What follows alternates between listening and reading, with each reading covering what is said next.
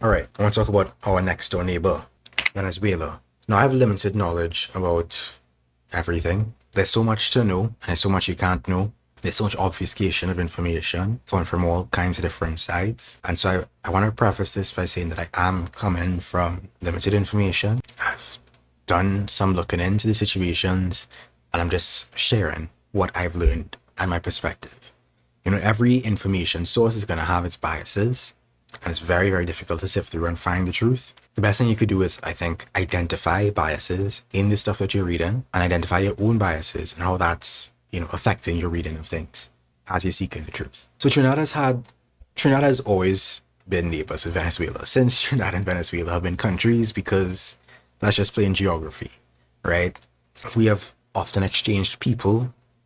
We have had connections in our economies, and the economic crisis that they've been dealing with has been felt over here because a lot of Venezuelans have ended up migrating to Trinidad, legally and illegally. On the diplomatic front, the previous government of Trinidad maintained a neutral position, a non-interventionist position in terms of respecting the sovereignty of Venezuela, despite the controversy surrounding the election that took place. They would continue to engage with the government that was in power. Like I mentioned, Kamala, who was opposition at the time, she didn't like that. She was calling on sanctions on Trinidad for continuing to engage with the Maduro government. So I spoke about some of this background in the previous live stream that I keep on referencing. So you could go to that live stream in the live stream playlist and find it. But there's been some moves since then. Some big moves since then. Starting with, of course, the kidnapping of Maduro, which I condemn unequivocally. Not only the kidnapping of Maduro and his wife, but also the slaughter of Venezuelan citizens through the United States invasion into the country. I want an end to US intervention in the entire region, including the sanctions that they're inflicting on Venezuela, on Cuba. Don't get it twisted. I think the Bolivarian revolution has a lot of problems. I think the government has a lot of issues, which we'll get to, but that position does not change the fact that the American intervention is wrong. It does not change the fact that the solution has not and will never be found in American invasion. Okay? So I've been doing, like I said, some research here and there, right? I've been looking into the situations going on and trying to look at multiple perspectives. I'm looking at, of course, Venezuela analysis, which has their clear biases, of course, but also provides a lot of information that you would not really get in other places. You could see, for example, in this article, by the way, if you want to read any of these articles, just, look at the URL and find it yourself. You can look at the title as well, look at the website name, and you can go and Google it. There's certain things that I get from Venezuela analysis, despite their biases, that I just wouldn't get from other places. They talk about the government subsidized health program, subsidized food program, housing mission, the computer program, the subsidies to housewives, the pension program, basic social democracy, social programs. Nothing wrong with that. They have communes as well, which are part of their property system. They have private property, public property, social property, and direct social property, right? And there's a theory and vision to it, which they talk about here, but there's actually a reality of, the limits of that actual, commune system in Venezuela. And I mean, communes are not the be all and end all of my political goals, but I can respect what it is that they were trying to do, even though I don't fully align with it, because there is this kind of attempt to integrate the communes into the government. But then there's also a trend within Venezuela of people trying to avoid that integration and maintain the autonomy of the communes, right? So there's a back and forth between, multiple camps, right? There are a couple of things that have been wearing down the vision of the communes, right? You have the people in government who are opposing the power of the communes naturally, preventing them from actually having a say in the policies in their regions. You have also the creation of the Ministry of the Communes, which degraded the vision of the communal state because it ended up kind of segmenting or segregating the communes as a project or as a program from the rest of the government, and made it seem as though the communes were just limited to that sphere of influence rather than having their own say in their own affairs, cutting across ministries, right? And so there was little progress in terms of the actual development of the communes. And yeah, and so that's what I've picked up on so far, that there are commune efforts within the country, within Venezuela, I've listened to a couple interviews, read a couple articles on the subject, and I've realized that there are many perspectives on the communes. There are many, I think, failures of the communes and successes of the communes in terms of how they're executed, in terms of the resources they have available to them, in terms of the actual involvement of people in them. Some communes are really robust and well organized, and other communes are not as much, you know? And so kind of looking at the perspectives of Venezuela come from multiple sides. This is one perspective that has a pro-government slant. We'll get to some of the other perspectives shortly. I think it's very difficult to actually navigate a Bolivarian project and what the different forces in the country are trying to do, because all of them are putting up with, encirclement, the US imposed economic sanctions. All of the programs they're trying to do, social democracy, basic social democracy stuff, and also some of the interesting experiments they're doing with communes and that kind of thing. All that is in an environment where they're feeling the squeeze of the US economic sanctions, right? And so a lot of the programs and the policies that may have been thriving or may have provided us with a lot more insight in terms of what's worth exploring, those things have been hampered by the US's economic sanctions. And so I think that is worth keeping in mind. I've also been looking at anarchist perspectives on the situation in Venezuela prior to, the more recent incidents. This one is from 2017. We have the Anarchist Federation of Central America and the Caribbean, speaking as anarchists who live in lands adjacent to Venezuela. They're saying that our similarities and empathy are directed to the anonymous Venezuelan people who did not wait for favorable conditions and didn't take seriously the so-called end of the story, and who carried out El Caracazo in 1989, the first big popular uprising in the world against the consummation of the neoliberal policies that would be later implemented everywhere else. Right? This is providing some background prior to the situation right now.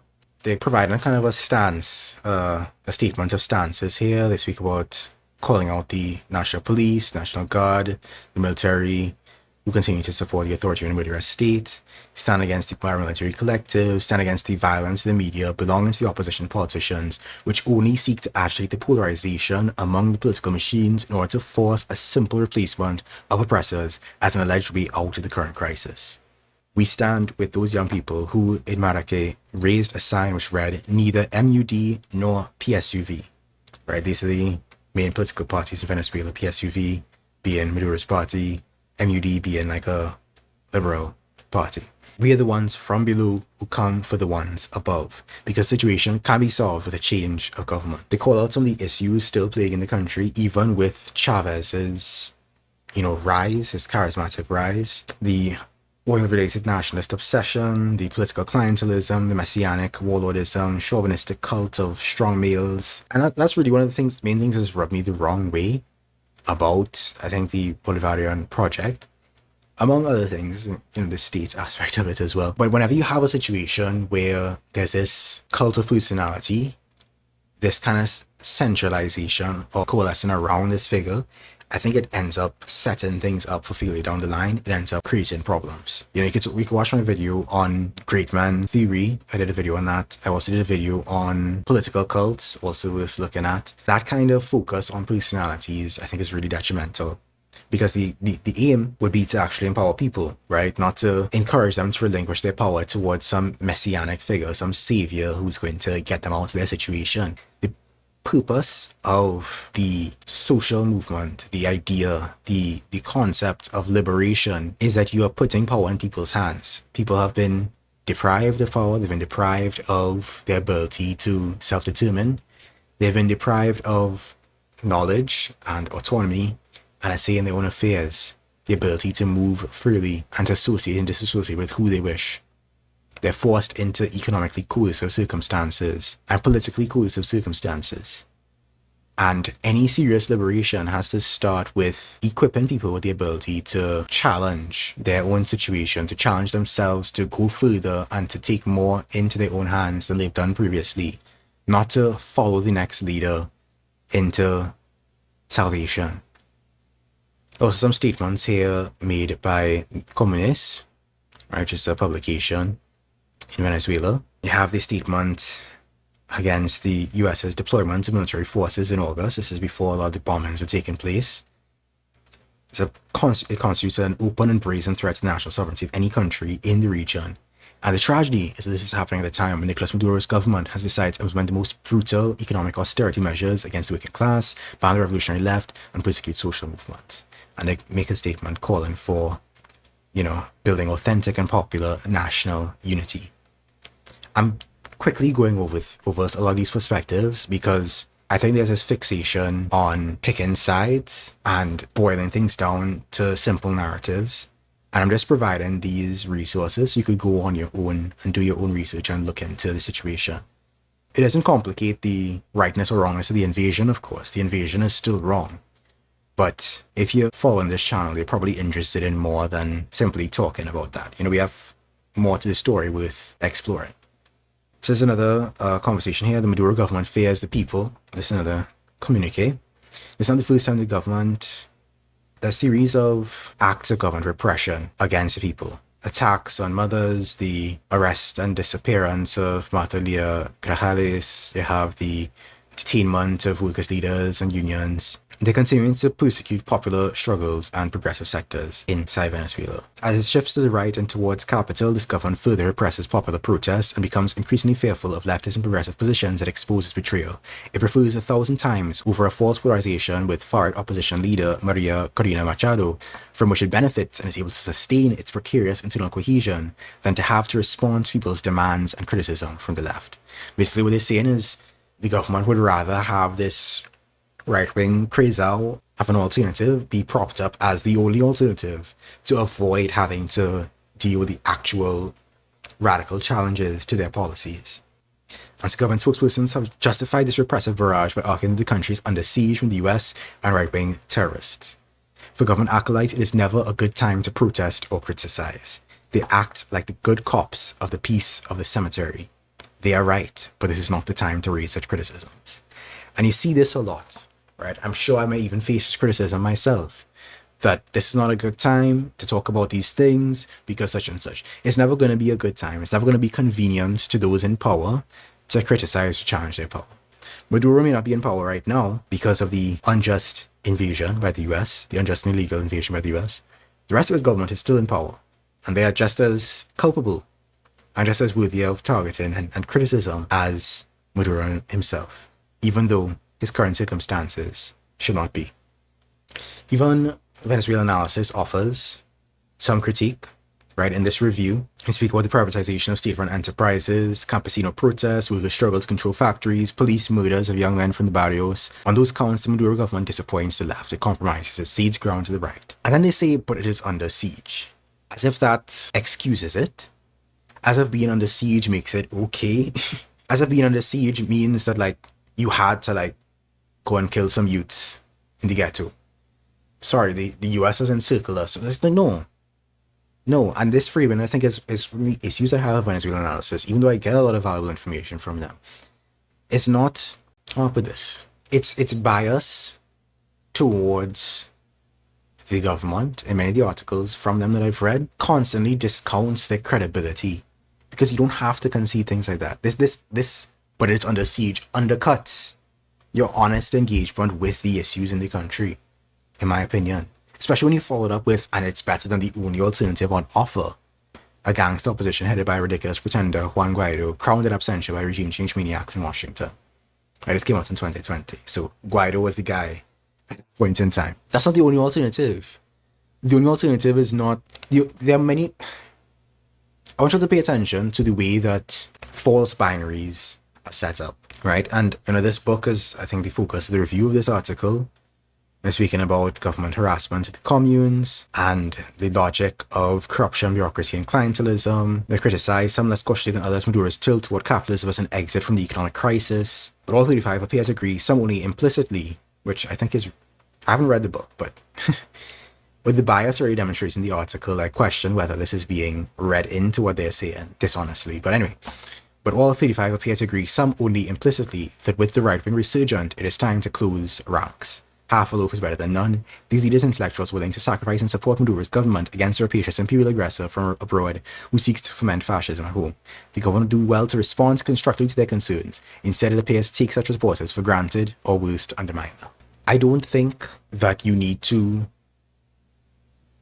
rally behind the government in order to oppose imperial aggression. I don't think that you should silence your criticism of your government or of policies and practices that are negatively affecting you because of this kind of geopolitical chess, right? There's some other things I highlighted here from this article, Anarchist Perspectives in Venezuela. 3 distinct anarchist responses to Chavismo: the lesser evil approach, the makes no difference attitude, and the grand destruction analysis.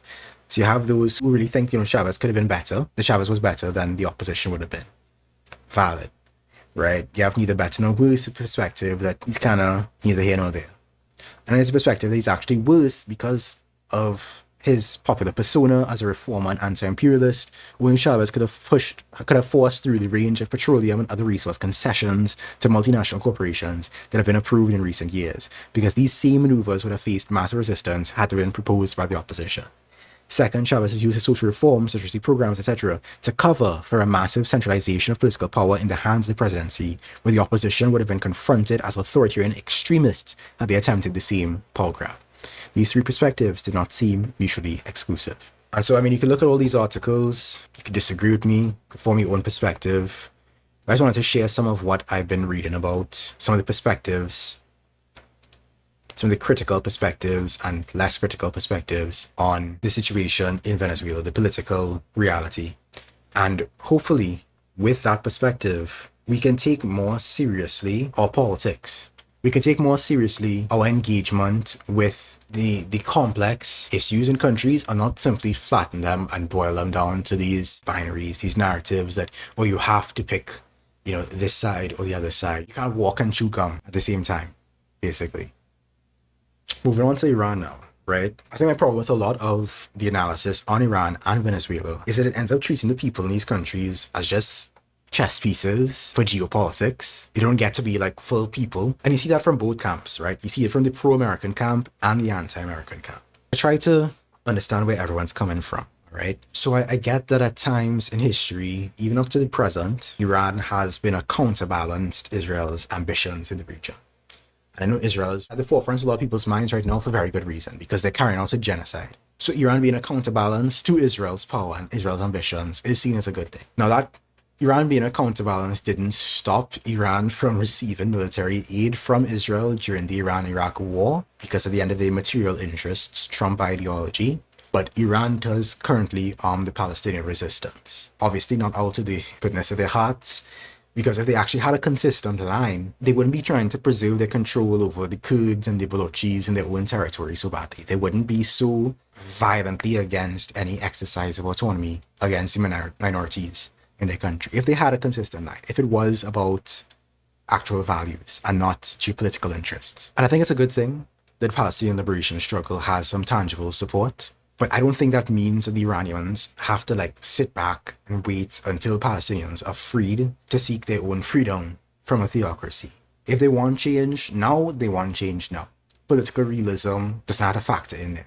That change might mean different things to different people, even within the country and especially outside the country. In America, you have all types of people and ideologies showing up to your protests.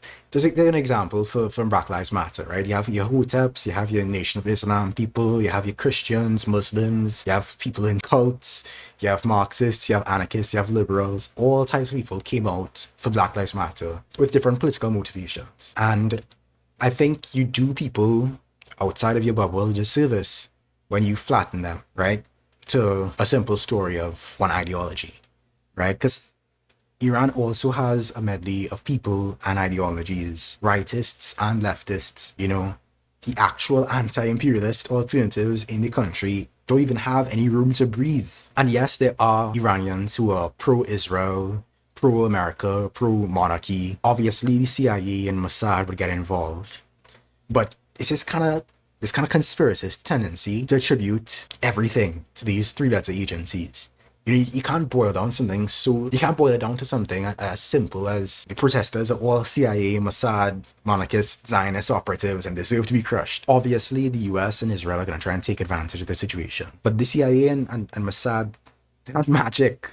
They're not gods. They're not puppet masters pulling all the strings and flipping switches to spark protests. They have one influence among many. Propaganda is coming from all sides, everywhere, and beyond that, Iranians have their own grievances, their own reasoning, their own resentments, economic resentments and issues, their violence that they face, religious tyranny, because it is a theocracy, and the suppression of information that is even taking place now. And so whenever people rise up anywhere in the world, there's a risk of the efforts being co-opted. But regional and global powers are going to try to eke out an advantage for themselves. But just because they're opportunists and imperialists in the mix, in the resistance, that doesn't mean that they're the ones who started it or are capable of determining its fate. And it doesn't mean that you abandon solidarity, or worse yet, side with the people oppressing the population. Because if you think about it, the shoe is on the other foot, right? There was evidence that Russia,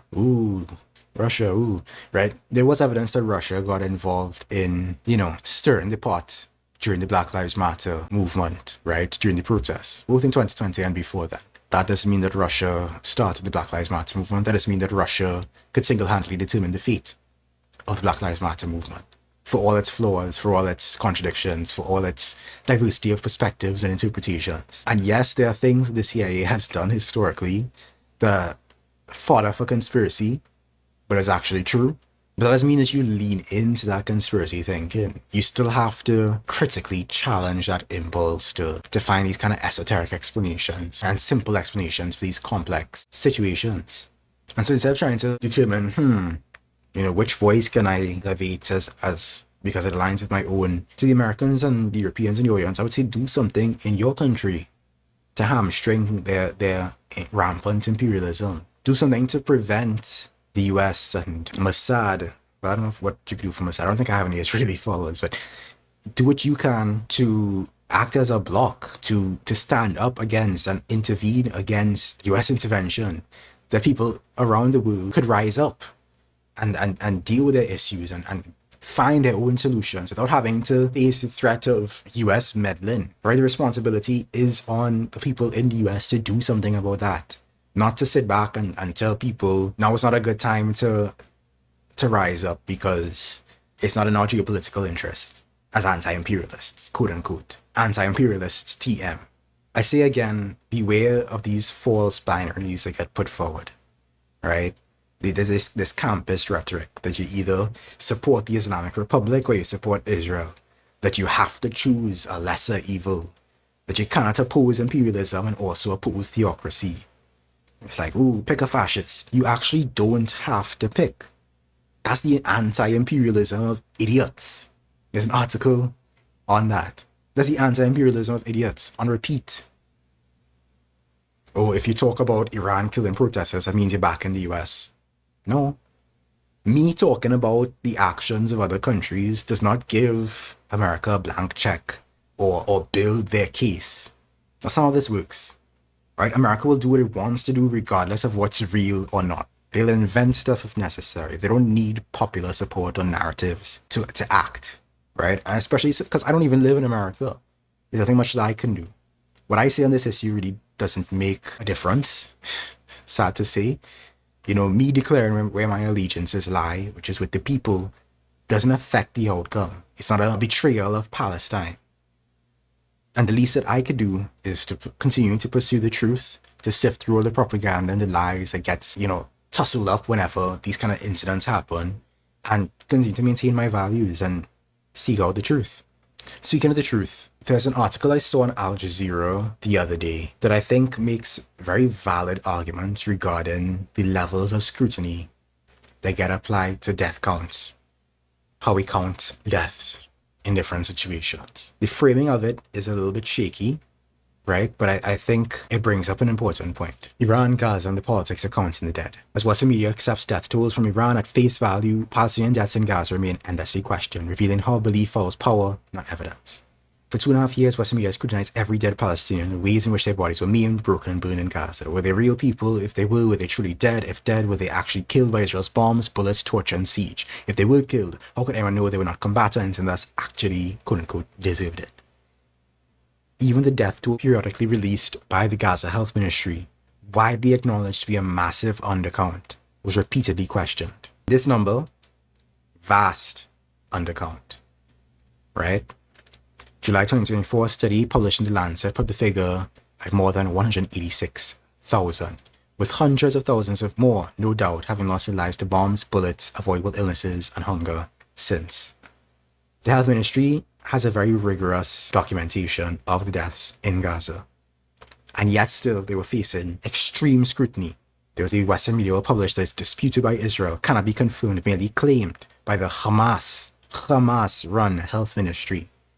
And now Iran, people are taking to resist the regime and are being killed as they do so. But they're not handling the same violence in the same way. Because Iran is an enemy of the West, they're taking reports from human rights agencies at face value. It is difficult to get the actual numbers in Iran because there is a media blackout, right? It can't be verified right now. I think it's important to point out the hypocrisy of the Western media, that they apply a far lower threshold for credibility when it comes to Iranian deaths because it serves the interests of empire. Obviously, this is not to say that Iranians resisting the regime are not dying. It's not to say that they should not be believed or that their deaths should be ignored because they're difficult to count or because the regime restricts information. Their struggle matters, their deaths matter, every innocent death matters. But as we listen to Iranians resisting the regime, we must not ignore the hypocrisy of media outlets that amplify their story while simultaneously transforming their struggle into a convenient pretext for imperial intervention. There are a variety of estimates right now about what the death toll is. And part of the problem is just the nature of this kind of suppression of information that takes place under dictatorships. You know, they don't allow independent journalism, so you're not able to verify things. And there are many agents of all positions sowing the seeds of doubt and confusion to hamper efforts. They have people who are probably making overestimates, which, if you question them, it paints you in a poor light. And you have people making vast underestimates. It's similar to why you won't see Israel allowing independent journalists into Gaza to investigate what's happening there. It's the same way Iran is not going to allow people to just actively investigate what's happening. Iran doesn't want to be honest about the death toll, how many people they've killed. Israel and America don't want the death toll to be open regarding Palestine. And so yes, there's hypocrisy in the Western media regarding people's lives, whose lives matter, what scrutiny is placed on people's lives and deaths. Water's wet. You know, like, no duh, they're hypocrites. They will condemn government narratives and oppression in other countries, but then they'll turn around and support ICE and government narratives about ICE's actions in their own country. This is, reactionaries I'm talking about, On the flip side, you have the people who condemn ICE and government narratives about ICE in their own country, in the United States, and then they'll turn around and support government oppression and government narratives about that oppression in another country. There's been news recently about the Kurds facing violent oppression in Syria right now. My heart goes out to them. Rojava has been pretty much packed up by the Syrian government. And yeah, it's easy to point out that there was a time when Western media was more invested in their struggle than they are now, right? When it served the interests of the West, they supported them. When it no longer served their interests, they abandoned them. But pointing out simple hypocrisy is a very baby's first politics to me. I'm very tired of it, and I wish that people would go deeper.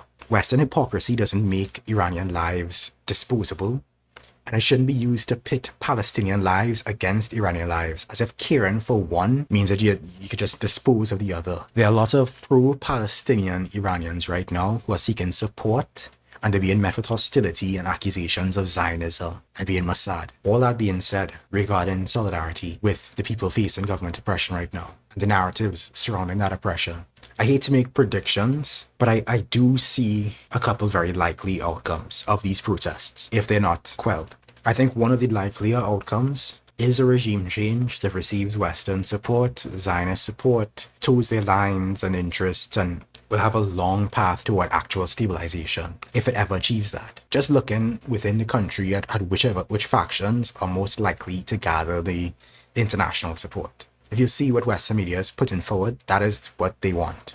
They want that outcome, they're pushing for that outcome. Still, the Western powers are not all powerful. They could very likely fail to install a regime like that. And much like in similar situations and how things turned out in Libya, for example, there could be a civil war. A civil war involving the IRGC loyalists, most likely, secessionists within Iran, other interest groups for years, potentially decades, right? And I understand why people point to Syria and Iraq and Libya and they warn about those things, right? Like I said earlier, Syria, with their new government, is just packing up the concept of Kurdish autonomy entirely.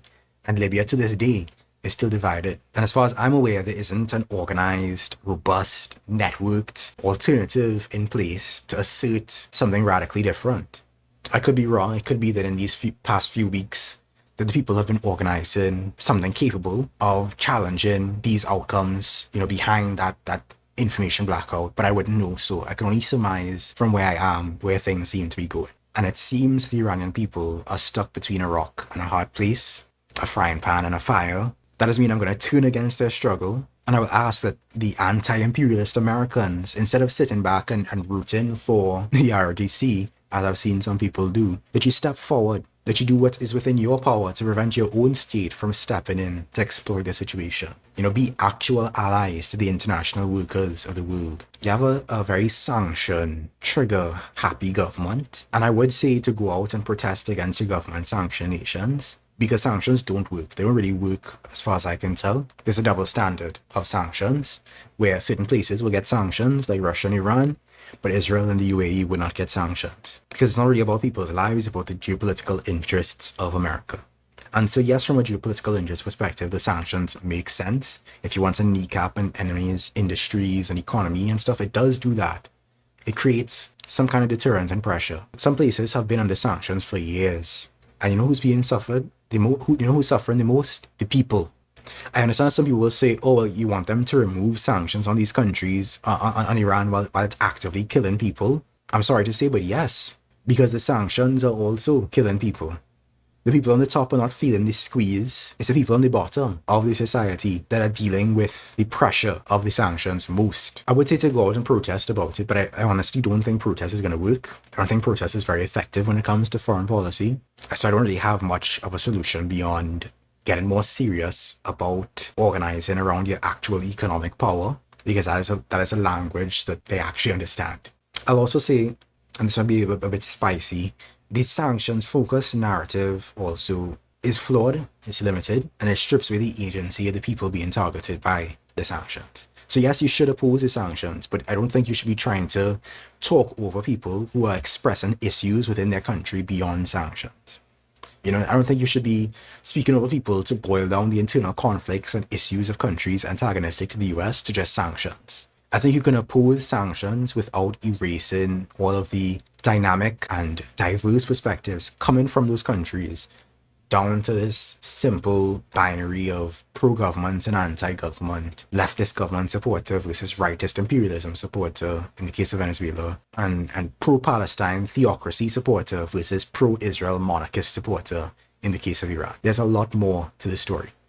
Please stop forcing these simplified narratives, these simplified answers. I know it's difficult in this information landscape to know the full story, but while being open to learning more and intellectually flexible, have some values and principles to guide you, so you're not just going with the wind. I hope I've made myself understood. I expect people to disregard what I'm saying. I expect some people just run with their own interpretation of what I've said. You should ignore those types of actors, as I try to do, because arguing with them on the internet is not going to change anything. And there's very little that I can do from where I am, besides hoping for the best, maintaining critical solidarity, and focusing on my immediate circumstances to create some actual change. I'm not in America. I think those in America have a lot more power than they've exercised thus far. But maybe that will change. Remains to be seen. And I hope I can encourage that process. The only way we're going to be free is when we stand together, locally and internationally, against this entire system. Because it's the entire system that's the enemy. And it's not going to be some kind of step-by-step, stage-by-stage liberation. There has to be a transnational, international solidarity capable of people rising up in one place, people rising up in another place, working together, exchanging resources, exchanging support to amplify their power, rather than trying to cut up the movement and draw lines and say that, you have to silence your criticism or betray the oppressed because of this 4D geopolitical chess. And in case you couldn't tell, my voice is like completely shot at this point, so we're gonna leave it at that. Okay, that's all I have for today. All power to all the people. Peace.